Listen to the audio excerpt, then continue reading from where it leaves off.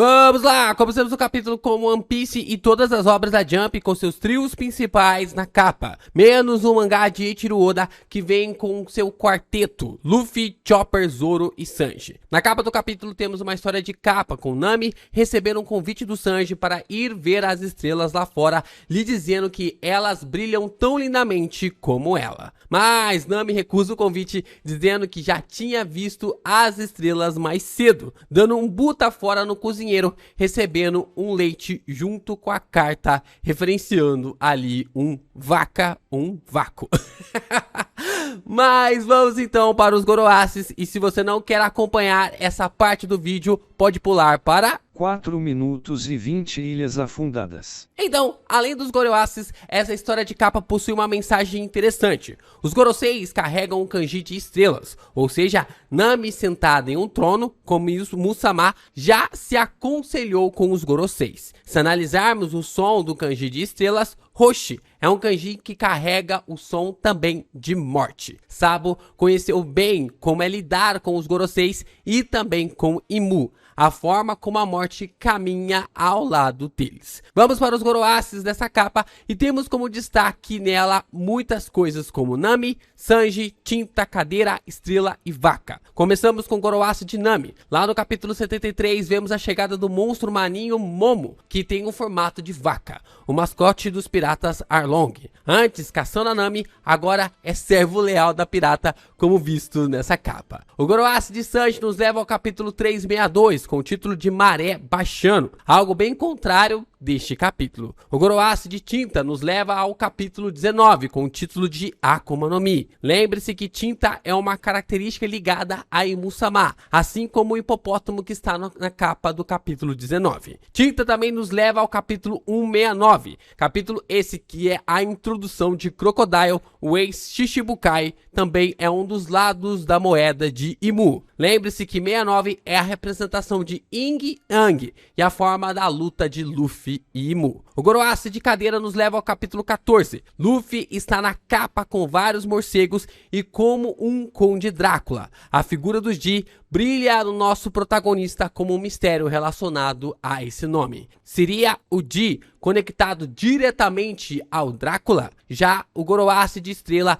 nos leva a 2 capítulos. O capítulo 44, que é onde o Luffy conhece o Sanji e quer ele no seu bando, e Sanji é aquele que convida Nami para ver as estrelas. A palavra vaca também é importante porque esse animal tem som de morte em japonês, o Shi. O Goroace dessa palavra nos leva a 2 capítulos importantes na história. O primeiro nos leva ao capítulo 4. 4 é a própria palavra morte em japonês. É o capítulo que Kobe leva um tiro e quase morre. Também nos leva ao capítulo 54, onde Bug e Alvida fazem uma aliança pirata em busca de caçar Monkey D. Luffy. Agora, o mundo inteiro está caçando os chapéus de palha e veremos como o desenrolar disso impactará todo o universo de One Piece. Mas fica comigo até o final que tem mais um Goroace no final deste capítulo, muito importante pra gente abordar.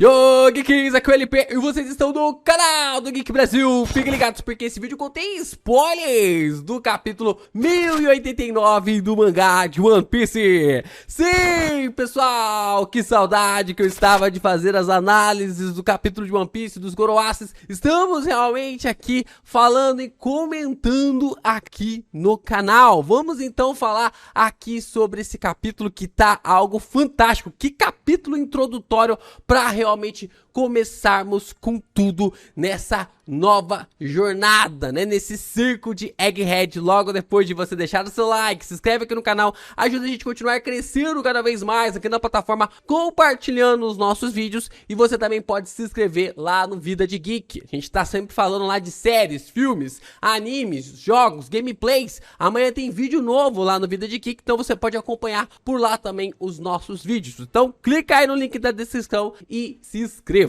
O capítulo começa na vila de Fuchsia. O Upslap está lendo sobre Garp no jornal, e ele acredita que Garp ficará bem porque é uma lenda viva, e nós também acreditamos. O filho de Makino está rindo da foto de Luffy no jornal. É uma foto normal ali do Mugiwara, não do Gear 50. Makino conversa com o filho e questiona se o garoto passou a gostar de Luffy Onin-chan. Se esse moleque não for filho do Shanks, eu sou uma porta emperrada sem fechadura e lacrada. Corta para o Monte Colubo, para a base da família Dandan. Vemos a reação ali da personagem sobre as notícias do jornal. E ela está perguntando em lágrimas o que Garp e Luffy estão fazendo. De repente, um grande terremoto começa no mundo inteiro. Vemos cenas ali em Longshan, em alguns lugares do West Blue, South Blue e North Blue. Isso tudo está ocorrendo 6 dias após a destruição do reino de Lulusia. E mais lugares sentem o terremoto, como na Grand Line com Labom, em Water 7 com Iceberg e também o Ano com Momo. Também podemos ver o desespero dos prisioneiros em Impel Down e também o medo dos olhos dos Tenryubitos, com Imu sentindo o choque do grande maremoto. Vemos um enorme buraco no meio do mar, no local que já foi o reino de Lulusia, assim como o buraco embaixo de Enies Lobby. Podemos ver outras ilhas aleatórias também. O mar ao redor do mundo subiu 1 metro, afundando muitas ilhas. No Queen do Kamambaka, vemos Ivan percebendo o terremoto e como as Okamas estavam reclamando de como não tinha mais praia para correr. Em seguida, volta para a Vila Fuchsia, onde os aldeões estão olhando as marés crescendo. Upslap parece muito preocupado, tentando entender que isso não é algo normal. Ontem a gente lançou um vídeo falando sobre a possibilidade de Enies Lobby ser God Valley, né? Mas vocês vieram aqui nos comentários, juntamente com o Chopper Careca, e me lembraram que é impossível isso ser uma verdade, já que a gente observa que guardas ali em Enies Lobby já existiam há muito tempo, e pelo menos os gigantes já estavam de guarda ali no território há mais de 50 anos. Então é uma teoria já que podemos descartar. Mas por outro lado, isso reforça outro ponto. Se realmente for uma arma ancestral que fez o estrago na qual a gente observa hoje em dia em Enies Lobby, isso quer dizer que a Mother Flame tem um potencial extremamente absurdo, que Musama não precisa mais de uma arma ancestral para criar um baita desse estrago. Corta para a ilha de Egghead e navios de guerra da marinha estão cercando a ilha. Kizaru destrói um dos seres marítimos do Vegapunk com apenas um disparo da sua fruta. Mas os ataques ainda não começaram, pois ele não quer causar muitos danos à ilha e perder material à toa. Kizaru liga para Sentomaru e pede para que ele se renda, mas Sentomaru se recusa. Podemos ver que ao redor da ilha de Egghead existem 100 navios de guerra da marinha e mais de 20 grandes navios de uma frota absurda. Junto a eles temos 9 vice-almirantes e 30 mil soldados da marinha no total, assim como Saint Saturn e Kizaru. Doberman e Dou fazem parte dos vice-almirantes, mas também há novos personagens, como já vimos ali no capítulo 1078. Enquanto Kizaru está comendo um lamen que está sendo distribuído em seu navio, Sentomaru está ao lado de 2 pacifistas na ilha de Egghead, ainda se recuperando dos ataques do Lute e também está comendo. Sentomaru começa a falar que o Vopunk desenvolveu ali o laser dos pacifistas, fazendo pesquisa sobre o poder de Kizaru, e ele não acredita que o personagem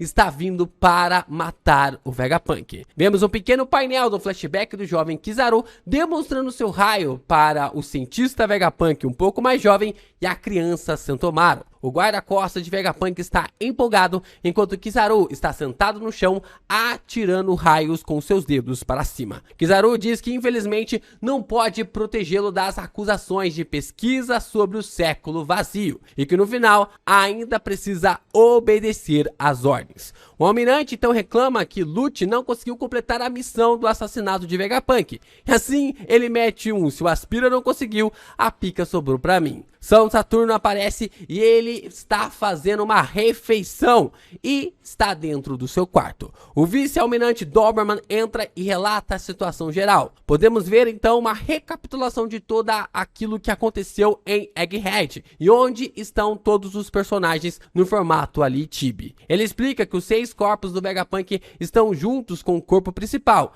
e tem os serafins para lhe protegerem. Além disso, ainda existe o Chapéu de Palha com a força de um imperador e seus 9 membros como novos aliados ao Vegapunk. No meio desse caos total, existe Lute, Kaku e Stussy como guardas deles dentro de Egghead, como seus postos avançados. Doberman alerta ainda que existem membros da CP presos em Egghead, que foram pegos pelos pacifistas que estão sob o comando de Sentomaru. Assim como eu suspeitava, o número da cúpula ali que estava mudando em relação à ilha de Egghead não estava sendo alterado à toa. E o Doberman explica que ninguém pode sair ou entrar de Egghead depois que ele atingiu a 100%. Saturno questiona para onde foram os pesquisadores da ilha e Doberman responde que escaparam no dia de ontem, mas já conseguiram rastrear todo mundo e assim o Gorosei manda eliminar a todos. Mas então vem a parte mais peculiar do capítulo.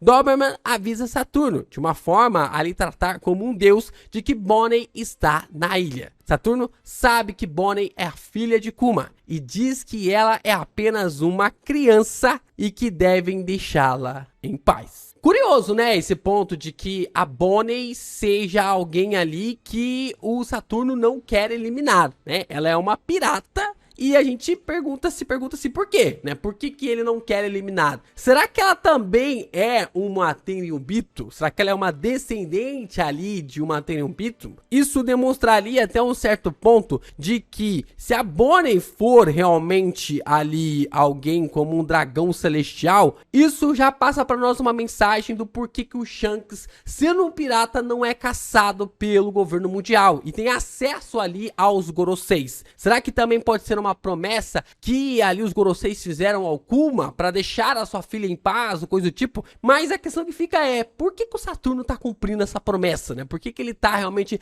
lidando com essa ideia, né, de cumprir esse voto ali com o Kuma? Será que seria realmente essa visão? Ou seria mais essa primeira lógica, né, de assim como o Shanks, ele é um Tenryubito e ele não é caçado pelo governo mundial, nós podemos observar a mesma situação acontecendo com a Bonney. Volta então para a ilha de Egghead e York está ligando para Mary Jose, reclamando porque eles tentaram matá-la junto com os outros Vegapunks. York reclama aos Goroseis que saiu do seu caminho para contar tudo o que sabia para eles sobre a traição de Stella. Marcus responde que sabe que ela fez isso, mas isso não diferencia ela dos demais Vegapunks. York responde que se tivesse algum interesse sobre o século perdido, por que denunciaria Stella para eles?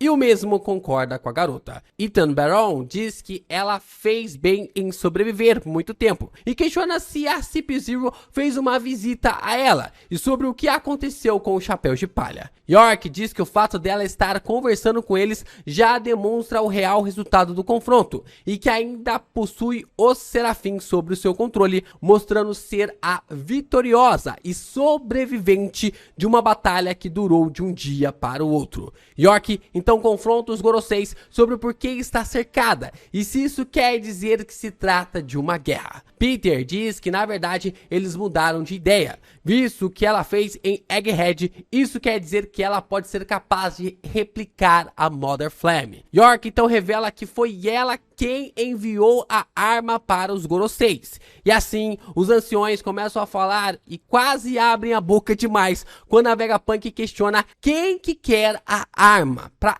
quem foi enviada a arma. Ela informa que a estação elétrica para o carregamento da Mother Flame está em Egghead e pede para que o laboratório e ela não sejam atingidos. E ela quer se tornar uma Tenryubito também. O kanji usado para a central elétrica pode ser lido como reator de fusão, ou seja, a Mother Flame tem um poder equivalente a várias bombas nucleares. Se você assistiu Oppenheimer, vai entender o que eu quero dizer. Os Goroseis aceitam a proposta festa, mas ela então informa que tem mais um requisito que eles precisam cumprir. York começa a chorar, dizendo que ela precisa ser salva, senão ela vai ser morta pelo Luffy do Chapéu de Palha. Isso deixa os Goroseis, Kizaru e todos os demais espantados com a notícia. E no final, um grande Doom explode na nossa cara. York está algemada no chão e os Mugiwaras viraram o jogo pra cima da Vegapunk, se reunindo em uma última página incrível. Zoro está com a espada na goela da York,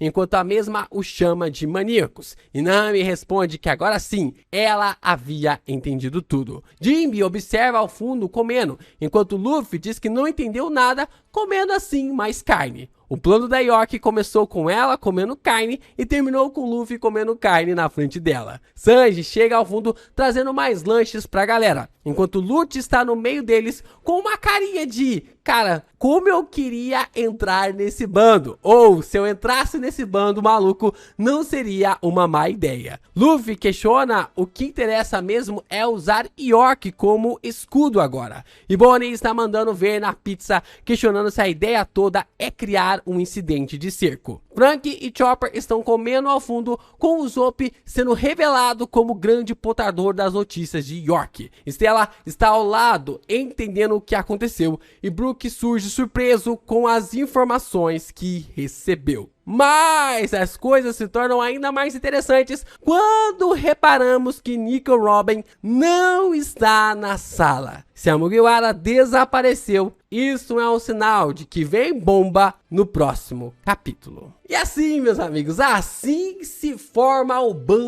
novo bando de Shebeck, né? O novo bando dos Rocks na figura do Chapéu de Palha. Como assim? Como assim? Vem que eu vou te explicar, né? O Gorutão e o Chopper careca trouxeram essa análise, esse ponto eu achei muito legal. O incidente de God Valley, ele é marcado pelo confronto brutal entre Roger e Garp versus o bando ali do Shebeck, né? O bando dos Rocks.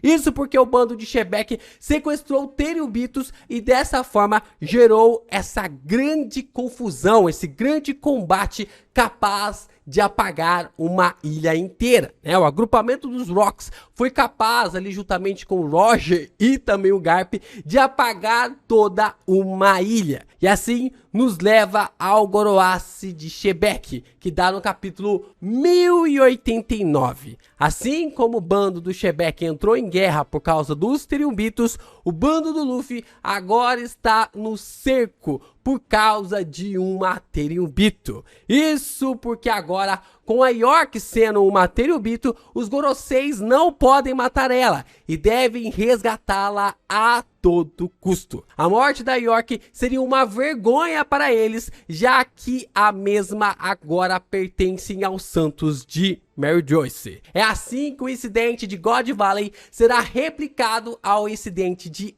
Egghead no mangá de One Piece. É ou não é, gente? É ou não é? One Piece como um dos melhores mangás já feitos, de umas análises mais incríveis que a gente pode ter durante ou quase toda semana aqui no canal. Sobe a mensagem do editor dizendo que o plano de York foi arruinado e a tripulação agora está reunida. E assim o capítulo termina nos informando que infelizmente não teremos continuação na semana que vem.